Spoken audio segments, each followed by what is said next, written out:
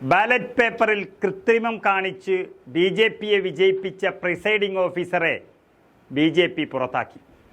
ഫെബ്രുവരി 19-ാം തീയതി ഏറ്റവും വലിയ തിരിച്ചടി സുപ്രീം കോടതിയിൽ നിന്നും വരാനിരിക്കെയാണ് ബി.ജെ.പിയുടെ ചണ്ഡീഗഡ് യൂണിറ്റ് പാർട്ടിയുടെ ന്യൂനപക്ഷ സെല്ലിൽ നിന്ന് മസീഹിൻ്റെ പേര് നീക്കം ചെയ്തത്. ബാലറ്റ് പേപ്പറിൽ കൃത്രിമം കാണിച്ചതിനെ തുടർന്ന് സുപ്രീം കോടതി പ്രോസിക്യൂട്ട് ചെയ്യാൻ പറഞ്ഞ പ്രിസൈഡിംഗ് ഓഫീസറാണ് അനിൽ മസീഹ്.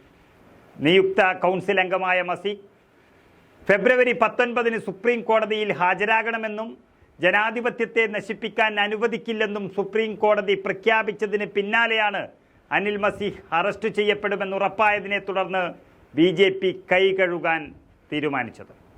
ബി.ജെ.പിയുടെ ന്യൂനപക്ഷ സെല്ലിനെ പ്രതിനിധീകരിച്ച് 2022-ൽ ചണ്ഡീഗഡ് മുനിസിപ്പൽ കോർപ്പറേഷന്റെ ജനറൽ ഹൗസിംഗ് നോമിനേറ്റഡ് കൗൺസിലറായി മസീഹ് തെരഞ്ഞെടുക്കപ്പെടുകയാണ് ഉണ്ടായത്. ആ അധികാരം ഉപയോഗിച്ചാണ് ജനാധിപത്യത്തിൻ്റെ ഘാതകനായി മസീഹ് മാറിയത്. 2021 മുതൽ ചണ്ഡീഗഡ് ബി.ജെ.പിയുടെ ന്യൂനപക്ഷ സെല്ലിൻ്റെ ജനറൽ സെക്രട്ടറിയായി മസീഹ് സേവനമനുഷ്ഠിച്ചിട്ടുണ്ട്.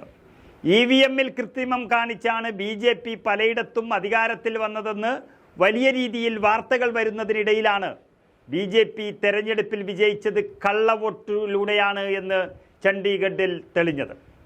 ഇത് പ്രതിപക്ഷം പറഞ്ഞതല്ല, സുപ്രീം കോടതി എല്ലാ തെളിവുകളുടെയും ചിത്രങ്ങളുടെയും അടിസ്ഥാനത്തിൽ പറഞ്ഞതാണ്.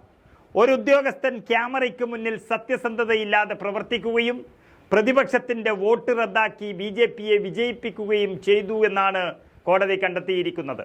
ഇതേ തുടർന്നാണ് പ്രതിപക്ഷ പാർട്ടികൾ ഹൈക്കോടതിയിലേക്കും പിന്നീട് സുപ്രീം കോടതിയിലും ഒക്കെ നീങ്ങിയത്. വിഷയം സുപ്രീം കോടതി ഏറ്റെടുത്തപ്പോൾ ജനാധിപത്യത്തിൻ്റെ കൊലപാതകം അനുവദിക്കാനാവില്ല എന്ന് ചീഫ് ജസ്റ്റിസ് D.Y. ചന്ദ്രചൂഡ് പ്രസ്താവിക്കുകയും ചെയ്തു. മാത്രമല്ല, മേയർ തെരഞ്ഞെടുപ്പിൻ്റെ പൂർണ്ണമായ രേഖകൾ SC ഏർപ്പെടുത്താൻ ഹൈക്കോടതി രജിസ്ട്രാർ ജനറലിനെ ചുമതലപ്പെടുത്തുകയും ചെയ്തു. കൂടാതെ ഫെബ്രുവരി 19-ന് ഹാജരാകാൻ മസീഹിനെ കോടതി ക്ഷണിച്ചിട്ടുണ്ട്. ഇതോടെ പണി പാളി എന്നുറപ്പിച്ച ബി.ജെ.പി പുതിയ ന്യൂനപക്ഷ സെല്ലിൻ്റെ ജനറൽ സെക്രട്ടറിയായി ഇദ്ദേഹത്തെ മാറ്റുകയും ഇസ്താഖർ അഹമ്മദിനെ തെരഞ്ഞെടുക്കുകയും ഉണ്ടായി എന്നാണ് മാധ്യമങ്ങൾ റിപ്പോർട്ട് ചെയ്തത്.